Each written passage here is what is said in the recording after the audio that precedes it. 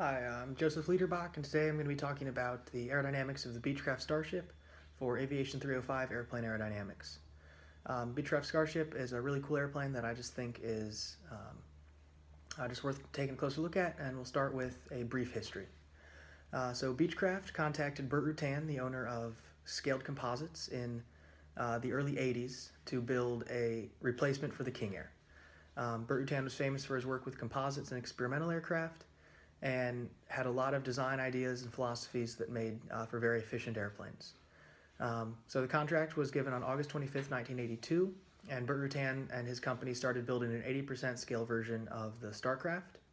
The first flight was in 1983, and then production started of the full-size Starship line in 1985, and then concluded in 1983. About 51 airframes were made, and even less than that were sold.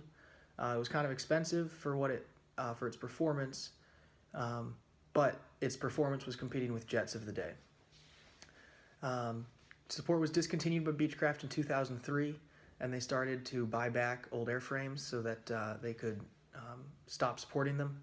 But even today, some are still flying just because of the amazing flying characteristics and performance they provide. The general layout of the airplane, as you can see, is a twin turboprop pusher with a front canard configuration, and it is tailless. It's just a very unique configuration, especially for the time in the 80s. It was unlike anything that was available today, and its construction was also composite, which was the first certified composite airframe in the world. So the front canard layout is interesting.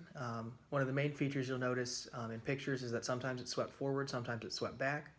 This was for low speed and high speed handling characteristics.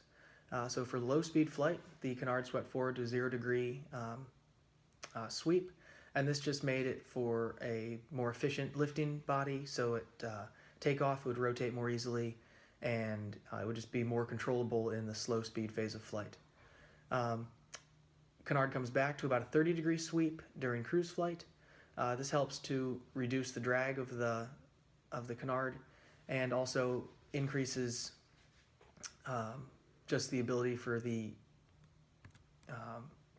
aerodynamics to help get a high cruise flight, high speed and cruise. It also made for great stall characteristics, as we'll see in a second when we talk about the airfoil, and it made just the controllability of the airplane very good in all aspects of flight. The lack of vertical tail is the next very noticeable feature of the airplane. It does, however, have two winglets, which are combined with the rudders. So the winglets provide their normal effect, as you would see on any airliner today, reducing the wingtip vortices off the wingtips, which reduces the induced drag during low-speed flight a lot. These are also combined with the rudders, so there's two vertical control surfaces on the winglets as well that act as the rudder. By combining these control surfaces, Burt Rutan was able to reduce a lot of parasitic drag to help with cruise flight, getting more efficiency there. As a byproduct of having the vertical surfaces matched on the wingtips, if you put them in opposite directions, they'll also function as an air brake, which is an idea that Burt Rutan used in a lot of his smaller experimental aircraft before he designed the Starship. The airfoil is the Ronx 1085. This airfoil was originally designed as a flying wing airfoil. However, Burt Rutan decided to use it here because of its excellent low-speed and high-speed characteristics. It's efficient at high speed and high altitudes, and is also pretty good at creating lots of lift at low speed, which was important because Beechcraft was trying to replace their King Air, which at the time was known for its excellent off-field capabilities and just able to get in and out of a lot of different airports. Major downside with this airfoil is the stall characteristics. It's very abrupt and very rapid stall that could be very dangerous if a pilot wasn't aware of it or ready for it or trained for it. However, because of the canard layout, the aircraft can actually never be stalled. The canard is at a higher angle of attack than the wing, so if the whole airplane gets into a low-speed, high angle of attack situation, the canard will actually stall first, it'll drop the nose, and then airspeed will pick up over the main wings, and the main airfoil will never actually stall. So because of the canard configuration, Burt Rutan was able to use a much more efficient airfoil and bypass some of the safety concerns of that airfoil. There's just a few of the really cool aerodynamic features of the Beechcraft Starship. Here's some references, and now I'm going to play a quick video just on the basic history of the Starcraft and how a few of them are still flying today. Sometimes a design is just too far ahead of its time. A prime example might be this Beechcraft Starship. The Burt Rutan designed Canard twin pusher was a child of the 80s. It was the first all-composite certificated business aircraft. For being the first, it paid many penalties: regulatory, cost, production. The resulting product was much heavier and far more expensive than the company ever envisioned. In the 90s, Raytheon Aircraft, the Beechcraft parent company, worked to get all the Starships back and ground the fleet. But a few survived. AOPA Live's Paul Harrop shows us this technological marvel still flies strong. We're taking off from North Texas Regional Airport in a truly rare machine. Clear, touch and go. Starship taking the runway for departure now. Starship, take me with you. Clear, touch and go. 400.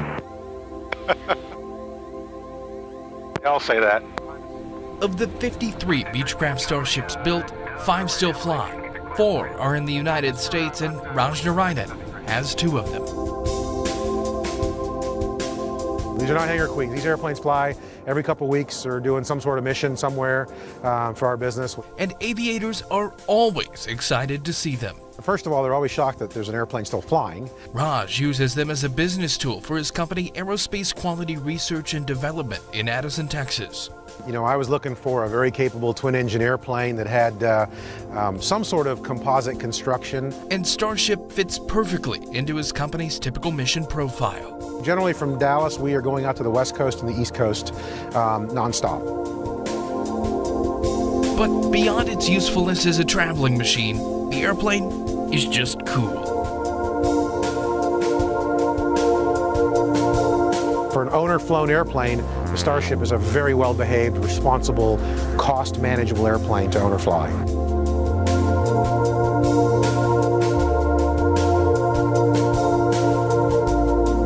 Flies great, flies like any other airplane. It's heavy on the controls. It's classic Beech design. It's a lot of airplane, lots of redundancy, lots of safety. It's built very, very well. It's a very solid airplane, but without boosted flight controls, it's a handful, and you have to muscle the airplane around. The other challenge is maintaining a 30-year-old machine that was light years ahead of its time. Parts are key, and he who has the parts is king. And between the owner of NC-51 out on the West Coast and myself, we've got the lion's share of the hardware on the airplane. Raj and the other owners intend to keep the fleet going long past their lifetimes. The problem with the airplane will be the systems. It'll be the avionics, CRT technology. It will be some of the the hydraulics and the pneumatic equipment that we'll have to deal with. But they're stocked and ready to keep the dream of Starship alive. It's been a wonderful experience. It's been a great learning experience. The airplane has been a dream to fly. A lot of people around the country appreciate the airplane, and so we've been invited to share it with a lot of people, and so that's been a really cool experience. And we use the airplane. We really put it to work.